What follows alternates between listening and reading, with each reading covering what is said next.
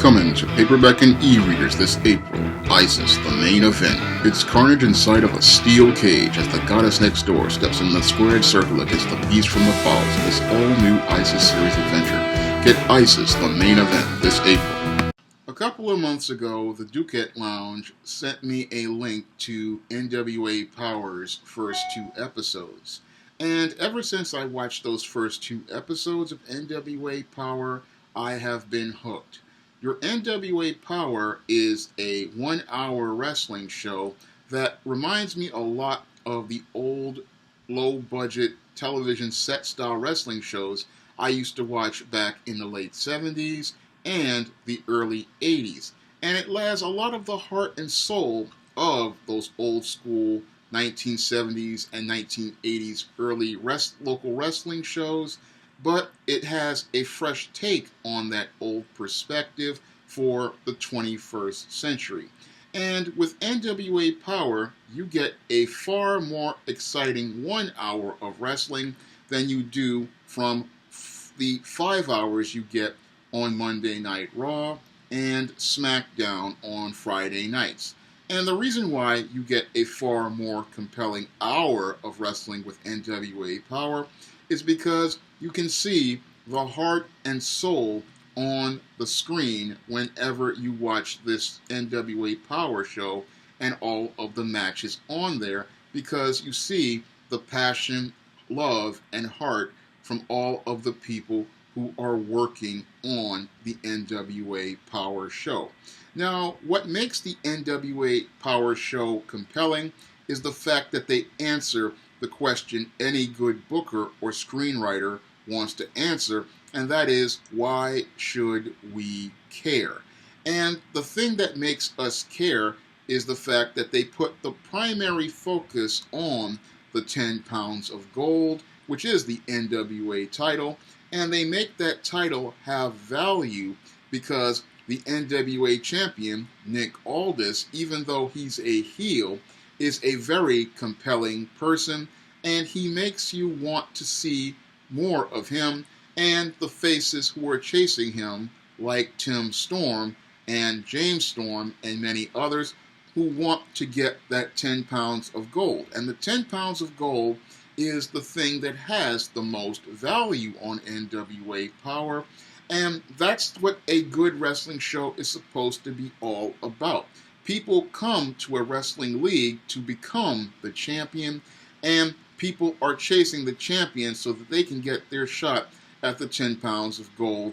And that's one of the things that makes the NWA show far more compelling than WWE these days, because at WWE, the championship is in the hands of Brock Lesnar, and Brock is not doing anything with it, and nobody is chasing the championship, and that's why the show is struggling. Meanwhile, NWA Powerrr, in 1 hour, you have the wrestlers chasing the championship, and because they are looking to get their shot at that 10 pounds of gold, that's what makes the show's stories very compelling. And what I like about NWA Powerrr is the bookers not only know how to do the short style storytelling, but they also know how to do the long burn storyline, where they're building the storylines to go long.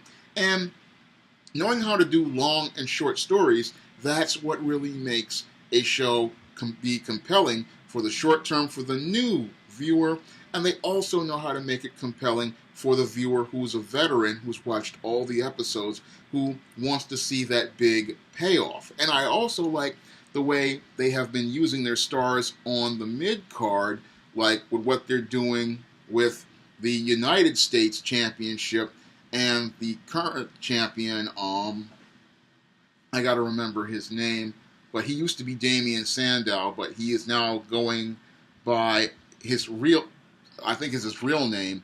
And I like the angle between him and the question mark.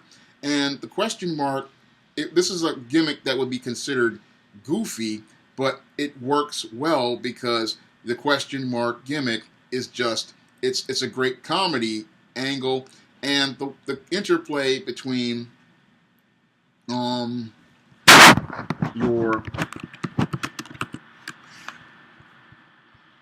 your Aaron Stevens, that's what his name was, Aaron Stevens, and your question mark these guys are a great comedy team, and they make the belt have value. The focus again with your Aaron Stevens, and the question mark is on the belt, and it's on the gimmick of the karate, which is one of the funniest things I've ever seen. But both of those guys, they do a fantastic job in the mid card, and again, the focus is on that United States Championship and guys chasing the championship.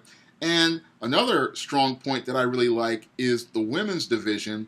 And the women's division, even though it's just a small roster, there's all of the women there make you care. And the focus again is on the belt and Allison Kay and the feud between her and talents like Melina, older talents, and your Marty Bell. But I also like Thunder Rosa, who has been coming on really strong and looks like she could be championship material sooner rather than later. The match between her and ODB this week was pay-per-view quality, and it was one of the best matches I've seen as related to women wrestling in a long time. I mean, NWA has really been putting together, again, solid shows in 1 hour, and it feels when the hour is over, you're like you want to see more, and that's something that is really, it shows, again, how solid this show is overall with, again, a limited budget and a set. It just shows that it's not about the budget or the sets like with WWE where they spend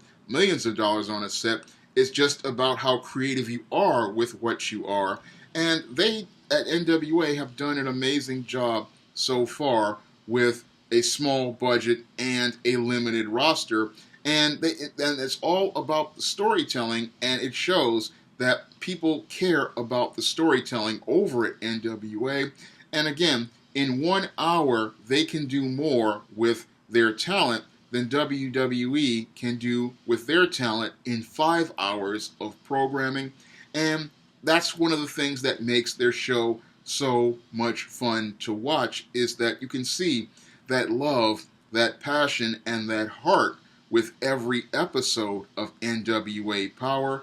And you just want to go and see more of these shows because everybody is putting 100% into what they want to do on this show. And it's something that when you watch NWA Powerrr, again, it makes you want to like watching wrestling again. I mean, when I watch an NWA Powerrr show, it's more energizing than watching your Raw or your SmackDown. And it's one of those shows that people need to pay more attention to, because this is what wrestling is all about. It's everything that's core to wrestling is here in this show. You have the primary focus on that 10 pounds of gold, and you have all the top stars chasing the 10 pounds of gold. You have the mid-card being built up very well, whether it be for the United States title or the new television title. The focus is on belts. The focus is on building the stars and having them focus on what they're here for, because in any good wrestling league, your stars should be focused on being a champion. And that's something that I like seeing about NWA Powerrr, was that focus on being champions and the feuds about them being the best overall. And I also liked, again, the storytelling here, because we get to see long burn and short burn storytelling, and they do a great job of writing good stories here, because I look at the NWA writing and I compare it to the other wrestling organizations like AEW and WWE, and they have the best writing overall, because if they can take a small budget and a small roster and make it compelling, then it shows me that it's all about creativity, and the creative is very solid as related to NWA Powerrr. Now you can catch NWA Powerrr every Tuesday at 6:05 on YouTube, and that hour is going to go by so fast that you're going to be anticipating looking at the next episode of NWA Powerrr. That's all I have to say for this video, and if you want to pick up my books on the SJS Direct imprint, from the ISIS series, the E-Steam series, the John Haynes series, and the Smith Storella trilogy, you may do so by clicking the link to Amazon.com. And if you want to help me make more videos like this, you can donate to my Patreon, my PayPal, or my Cash App by clicking the link in the description box.